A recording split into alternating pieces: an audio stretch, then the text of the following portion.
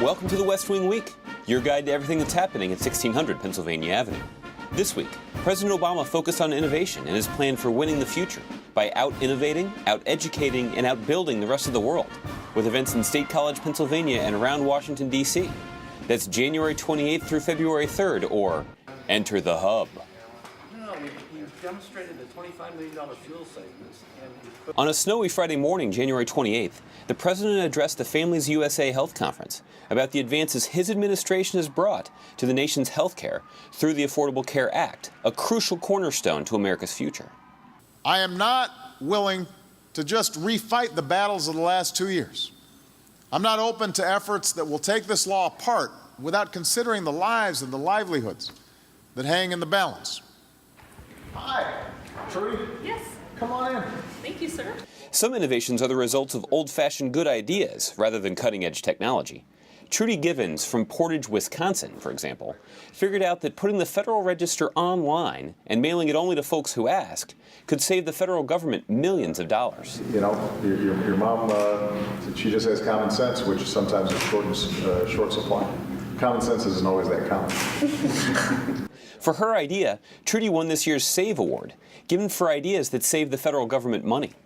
On Monday, January 31st, the White House hosted Startup America, a national campaign to help America innovate and compete by promoting high-growth entrepreneurship across the country. What is your idea?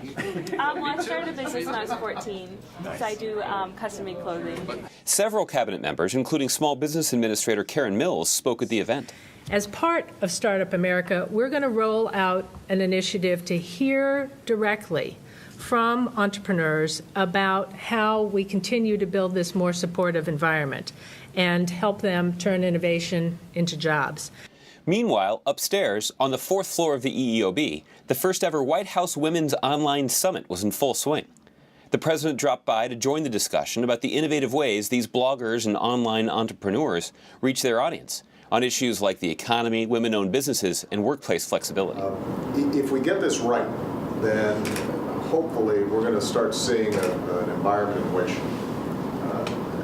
what it means to participate and engage in policy making and rules and ideas becomes just more open to more people, and it makes our democracy work strong. And so we're really keen on that. On Tuesday, February 1st, President Obama convened his cabinet to discuss the breaking situation in Egypt, the massive upcoming winter storm that would impact more than 24 states, and the initiatives to out-innovate and out-compete the world that the president rolled out in the State of the Union address. A short time later in the Roosevelt Room, the president met with the CEOs of several tech companies that make up the Tech CEO Council. The members of the council asked for a meeting with the president to discuss ways to work together to grow the economy and make America more competitive by investing in the creativity and imagination of the American people. Where do you think we can make the most difference?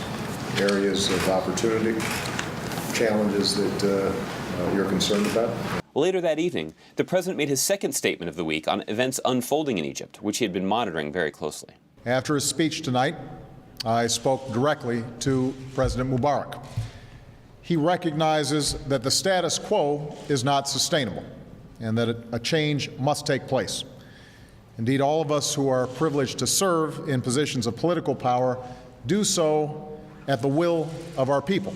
On Thursday, February 3rd, President Obama was joined by Energy Secretary Stephen Chu on a trip to State College, Pennsylvania. I had to come by and say hi to you. How are you? What's your name? The Department of Energy has launched energy innovation hubs across the nation as part of the administration's new investments in research and development, like this one at Penn State University. And what is the economic business model? That's a research area in itself in the building industry. And what are the public policy models that need to be addressed all at the same time to make this work as a system for the American people? The two saw energy-efficient building solutions at the Penn State Labs, which reinforced the importance of investing in innovation and clean energy to put people back to work, grow the economy, and win the future. We're telling scientists and we're telling engineers all across the country that if they assemble teams of the best minds in their fields and focus on tackling the biggest obstacles to clean, abundant, and affordable energy, then we're going to get behind their work. We as a country will invest in them. We'll get them all in one place, and will support their research. We call these places energy innovation hubs. To find out more information on any of these topics or to see complete videos of these events, go to whitehouse.gov. And thanks again for checking out your West Wing Week. Am I correct in understanding that I've got more Packers fans here today that are giving me a hard time? I've been surrounded by them for the last couple of days, everywhere I go. Yes, sir. So what part of it?